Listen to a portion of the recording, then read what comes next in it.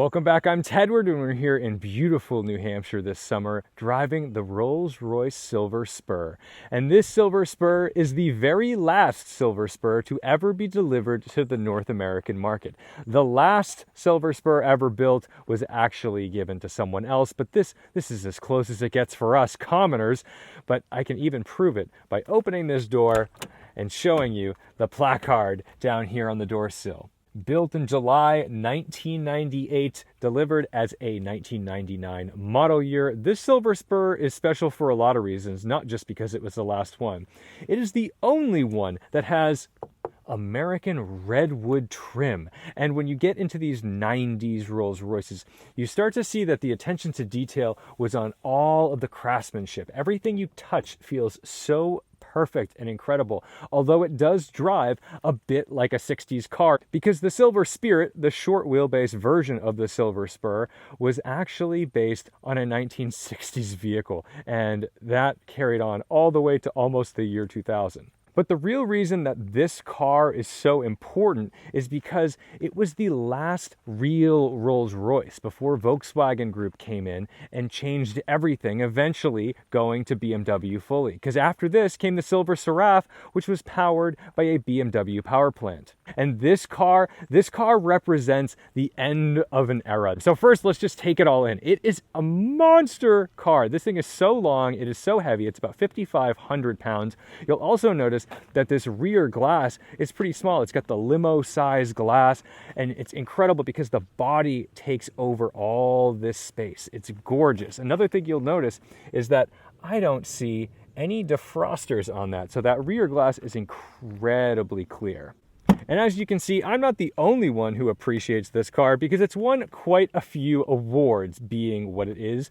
And gotta love this incredibly plush floor mat. That's what you want, man. But you never want to use them because you don't want to wreck them. And this clever owner keeps a fire extinguisher in the back just in case all this upholstery decides to go up in flames.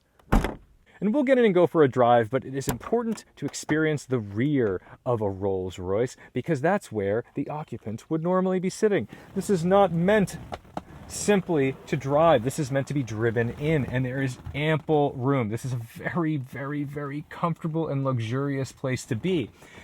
Even have this beautiful redwood. I can't believe that. That seems like killing an endangered species to have redwood in your car, but you've got trays on both sides, seat heaters with 2 settings on each seat, and that's actually impressive that this is labeled, because I feel like Rolls-Royce is really good at just putting buttons places for you to figure out on your own, and they seem to be intuitive. That's a light and a mirror. We can figure that out, but sometimes Rolls-Royce likes to just put buttons places and assume that you know what to do. Of course, every car has a cigarette lighter, but these cars have cigarette lighters for each passenger door, and that means that you would never have to ask somebody up front, hey, could you give me that cigarette lighter? You would just do it yourself.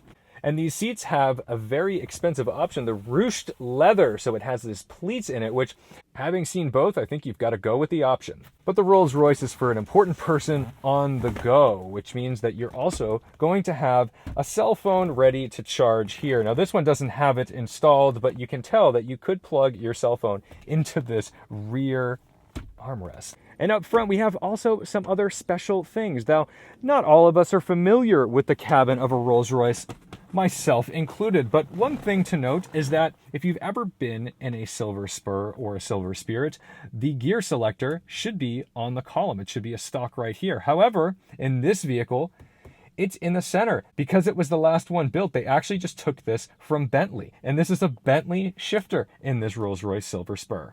Our HVAC controls are fairly simple, and we've of course got another ashtray and something odd, an Alpine stereo. Not the most beautiful looking thing, but because it's not beautiful, we can cover it with redwood. The doors of the Rolls-Royce are enormous, and the hardware is no different. Look at this.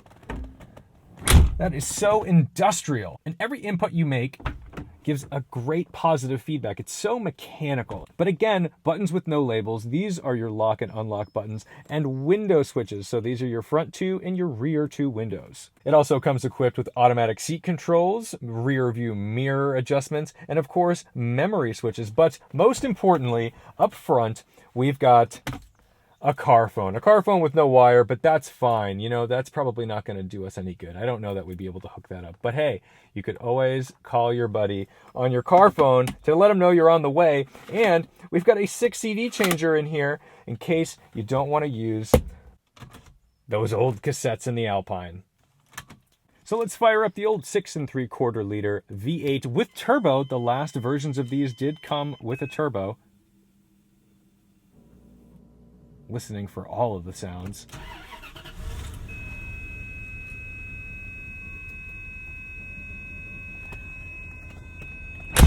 You'll notice we don't have a tachometer, simply a speedo. And then, of course, over here, we've got battery, oil pressure, water temperature, and our fuel. This thing loves to guzzle fuel. But if you'll notice, it also has a hash mark for minimum oil level, because in order to check your oil level, there's a button down here in the center console. When we press it, it tells us the oil level. It actually changes the gauge function. To shift into gear, we lift up, ease it into drive, and away we go on a wave of torque.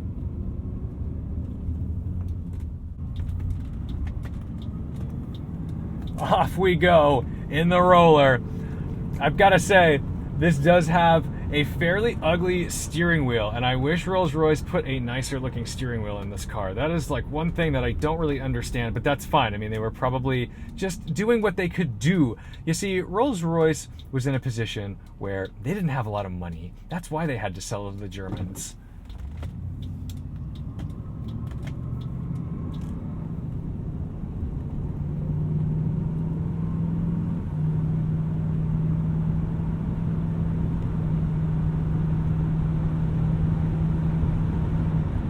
Just endless torque from this 6 3/4 liter turbocharged V8. Now, the thing that really is a bummer about this, that they had to sell to the Germans, is that it came full circle. See, Rolls-Royce had a lot of success pre-war. They were the pinnacle of motoring excellence. Everyone had Rolls-Royce envy.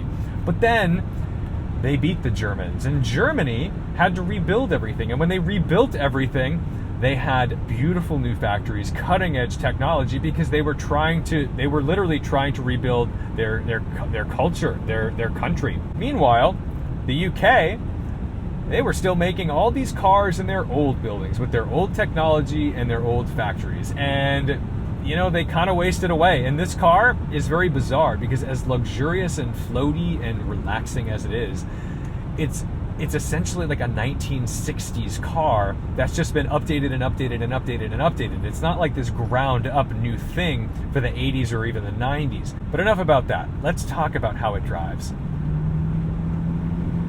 You lean into the throttle and you just listen patiently while it gives you this wave of torque. The brakes are incredibly positive. We've got 4-wheel discs all around, but you've got to make sure that you're managing the weight. It's 5,500 pounds, and weight transfer is the name of the game here, because it seems that Rolls-Royce put their energy into making sure this car could glide nicely along a road and make sure its passengers were comfortable, rather than making it a quick turn-in sports car getaway thing. It is not a getaway car. I would not recommend this as a getaway car.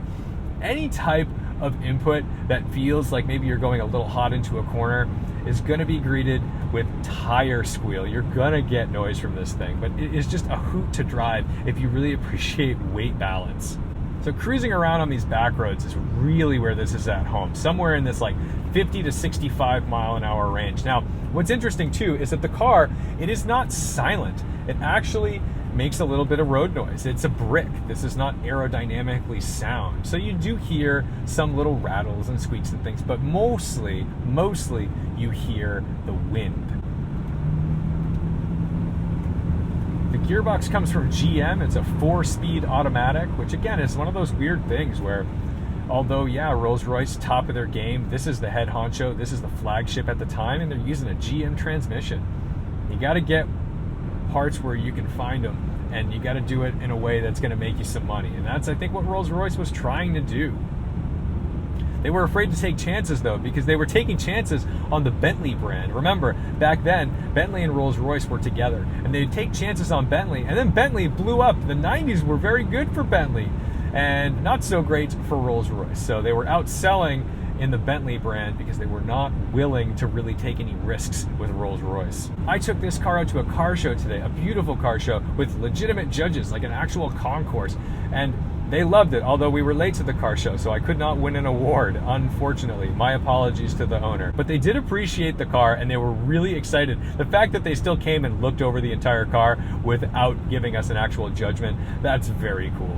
But man, oh man, this, after you get used to driving a Rolls-Royce, after you get used to driving a car this big, it's just a treat. I mean, you one finger the wheel, ew, that sounds gross. Okay, you, I need to be careful about how I say things. You just kind of just gently touch the wheel. I mean, it's very tactile, although, you know, you are gonna suffer from understeer and a lot of body roll. We do have self-leveling suspension with gas-filled shock absorbers, and you know, those will fail, and that's the thing. If you're gonna own a Rolls-Royce, you gotta be prepared to maintain a Rolls-Royce, and that's where the money is. The price of entry is, for a used roller, that's not where the money is. The money is making sure that your mechanics kids are happily educated at Ivy League colleges with no worries of student loans, and that your mechanic, while his kids are in school, is enjoying his sailboat. Let's jump on the highway and see what it's really meant to do. This is a fun Grand Tour fun. It's fun because it's ridiculous. It's fun for very odd reasons. Get into these brakes a little bit, nice and positive.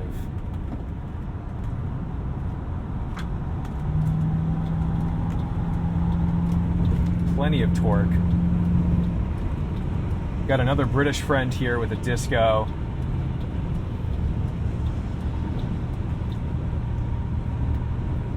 And there we are. I have no idea what cruising speed is because we don't have a tachometer. There's our friend in the PTS spec 718 Boxster Spider. We'll catch him up a little bit.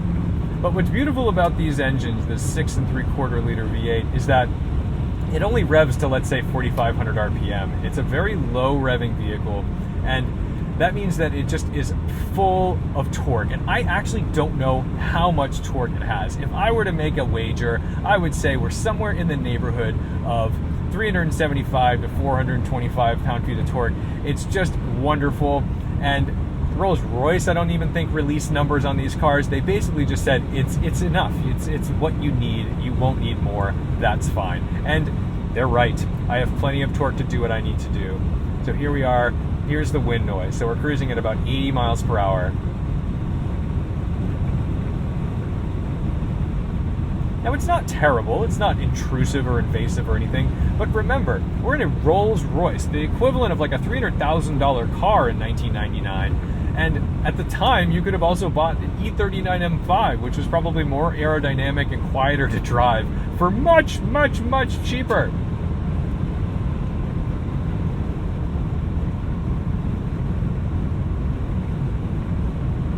But those who keep going, those who love these cars, those who make these cars last, that is something I genuinely appreciate as a car enthusiast, because there's really no reason to unless there's some passion or some sense of whimsy and fun with these cars. We're getting a little bit of rain. That's going to be fun.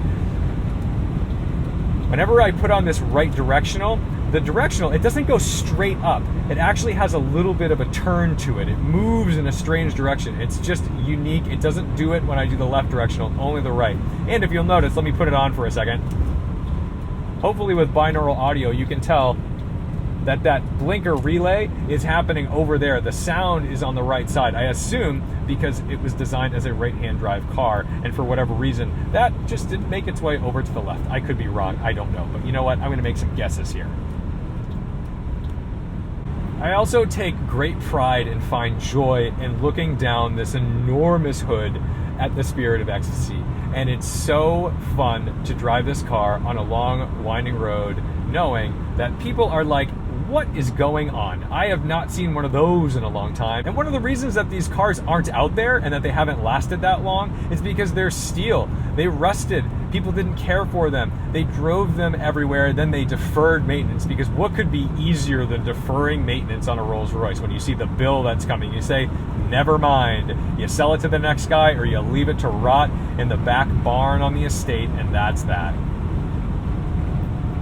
So when you find these in actual good shape, that drive well, that aren't rusted, it's a true gem. It's a true gem, and they deserve to be kept running. And when you move over to the right, like a good doobie, you've got to check your six, because this is a long car. It's like towing a trailer. All right, I've got to go find some fuel. Thank you so much for watching, liking, commenting, and subscribing. Don't forget to respect the drive. Don't forget to respect Rolls-Royce, and of course have some appreciation for the history of these cars. It is just too cool. It is just too cool. I think I'm about to find out how much fuel goes in this tank. I think it's like a 28-gallon tank. So I hope a lot of people watch this video.